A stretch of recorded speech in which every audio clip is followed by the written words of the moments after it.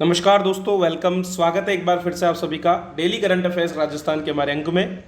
दिनांक 7 और 8 अप्रैल 2021 के करंट अफेयर्स लेकर हाजिर हूँ। तो एक दो दिन और दोस्तों, मेरा चूँकि करंट जो इंटरव्यू है 9 तारीख को, तो उसके बाद हम रेगुलरली जो है क्लासेस ले पाएंगे। तो 7 और 8 अप्रैल 2021 के करंट अफेयर्स में सबसे पहला प्रश्न आज का हमारा अंतर्राष्ट्रीय योग दिवस से जुड़ा हुआ है। तो हाल ही में राज्य सरकार ने राज्य स्तरीय कार्यक्रम के लिए जिले का चुनाव कर लिया है और इस बार का जो अंतर्राष्ट्रीय योग दिवस है उसका राज्य स्तरीय कार्यक्रम राजस्थान के उदयपुर जिले में किया जाएगा। तो राज्य सरकार ने आदेश जारी करके प्रदेश भर में अंतर्राष्ट्रीय योग दिवस के कार्यक्रम आयोजित करने के लिए क्रियान्वयन समितियां गठित की है अलग अलग स्तर पर, और ये कहा है कि योग दिवस का जो राज्य स्तर का समारोह वो उदयपुर में आयोजित किया जाएगा।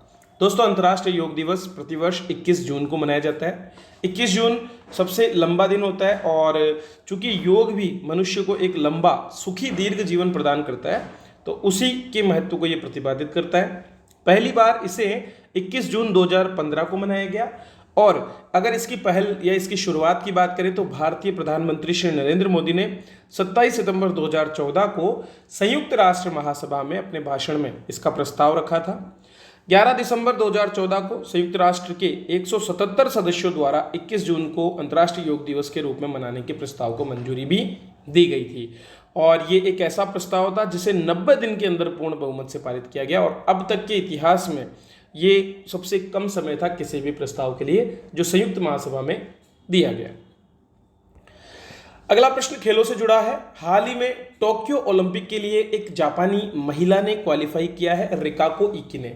दोस्तों, एक बहुत ही भयंकर बीमारी से ग्रसित होने के बावजूद वे ये कारनामा कर पाई हैं। तो ब्लड कैंसर की बीमारी से वे ग्रसित थी, जिससे निजात पाने के बाद अब वे अपने देश का प्रतिनिधित्व करेंगी। 20 साल की इस खिलाड़ी ने एशियन गेम्स जैसे बड़े खेलों में 6 स्वर्ण पदक अब तक जीते हैं, लेकिन कैंसर की वजह से उनके शुरुआती करियर पर रोक लग गई।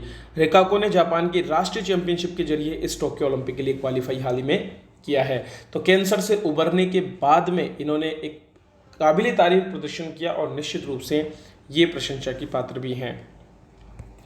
आगे बढ़ने से पहले दोस्तों, आप सभी के लिए गुलदस्ता का जो मार्च 2021 का अंक है, जिसमें 1 मार्च से 31 मार्च तक की सभी खबरें समावेशित है, वो हिंदी और अंग्रेजी दोनों भाषा में बाइलिंगुअल में मौजूद है, मात्र 35 रुपये में RS जंक्शन एप्लीकेशन पर। तो आज ही गूगल प्ले स्टोर से RS जंक्शन एप्लीकेशन डाउनलोड करें।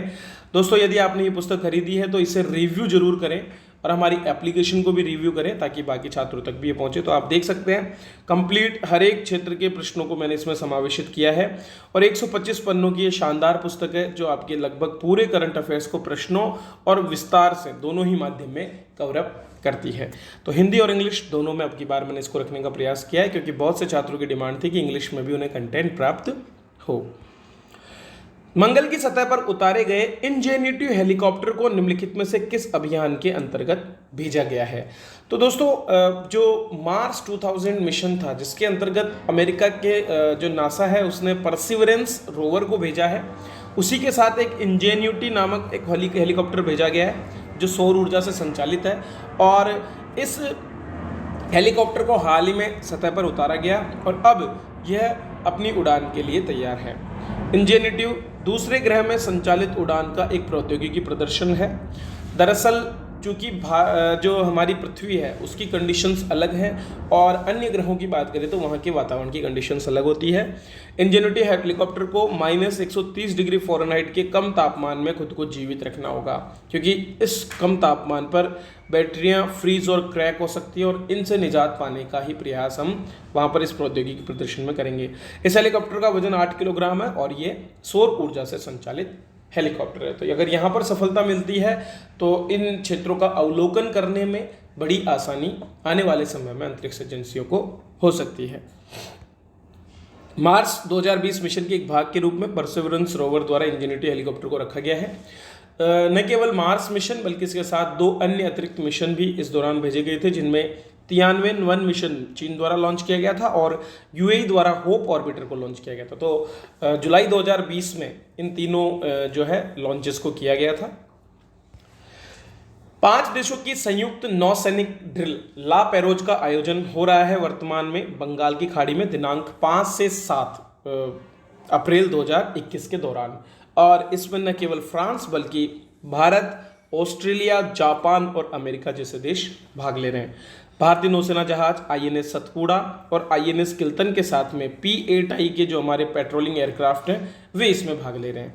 भारतीय नौसेना के जहाज और विमान फ्रांसीसी नौसेना, royal Australian navy, Japan maritime self defence force और अमेरिकी नौसेना के जहाज़ों के साथ इसमें भाग ले रहे हैं। फ्रांस की तरफ से टॉर्नेर और फ्रिगेट स्कुर्फ इसमें भाग लेंगे। अमेरिका की ओर से समरसेट नामक एक जहाज हिस्सा लेगा, जबकि ऑस्ट्रेलिया की ओर से हर मैजेस्टी ऑस्ट्रेलियन शिप्स जो है वो एंजाक हिस्सा लेगा।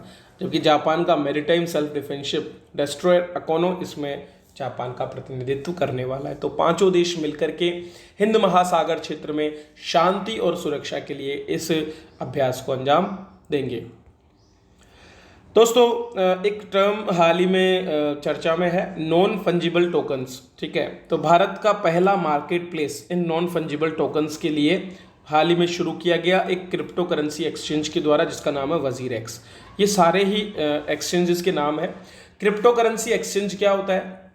आप सभी जानते हैं कि दोस्तों क्रिप्टो करेंसी ब्लॉकचेन पर आधारित होती है, जिसके अंतर्गत एक ओपन एक्सेस जो एक डेटाबेस होता है उसमें ब्लॉक्स के माध्यम से जो है नए ब्लॉक्स जोड़े जाते हैं और सूचनाएं उसमें जोड़ी जाती है। ये ब्लॉकचेन टेक्नोलॉजी पर क्रिप्टो करेंसी आधारित होती है, जिसको माइनिंग के द्वारा प्राप्त किया जाता है। और इन क्रिप्टो करेंसीज की खरीद फरोख्त के लिए ही क्रिप्टो करेंसी एक्सचेंज होते हैं। तो जैसे आपके स्टॉक एक्सचेंज होते हैं, शेयर मार्केट होते हैं, उसी तरह से ये स्टॉक एक्सचेंज भी जो क्रिप्टो करेंसी एक्सचेंज है वो काम करते हैं। वजीरेक्स भारत का सबसे बड़ा क्रिप्टो करेंसी एक्सचेंज है और उसने NFT अर्थात नॉन फंजिबल टोकन्स के लिए भारत का पहला मार्केट प्लेस लॉन्च किया। ये नॉन फंजिबल टोकन्स क्या है, इसे समझिए। दोस्तों, आप सभी जानते हैं कि बहुत सी अमूर्त लोगों की विरासत होती है, जैसे कि बहुत से गीत, संगीत, चित्र, इन तरह की चीज़ें। अब कुछ रचनाकार ऐसे भी हैं जो अपनी इन चीज़ों को नीलामी के लिए रखना चाहते हैं या उनसे रॉयल्टी प्राप्त करना चाहते हैं, तो इनको नॉन फंजिबल टोकन्स के रूप में ब्लॉकचेन में रखा जाता है। इसके लिए क्या किया जाता है? इसके लिए डिजिटल लेजर पर इस डेटा को स्थापित किया जाता है। NFT डेटा एक अद्वितीय डिजिटल आइटम का प्रतिनिधित्व करता है। तो हर बार जब आप एक ब्लॉक NFT के रूप में जोड़ते हैं तो आप किसी ऑडियो, कला, वीडियो गेम को अपलोड करते हैं। जब आप इन्हें वहां पर अपलोड करते हैं तो उसके बाद में कोई भी व्यक्ति उन्हें खरीद सकता है। उसके लिए उन्हें इस मार्केट प्लेस की जरूरत पड़ती है।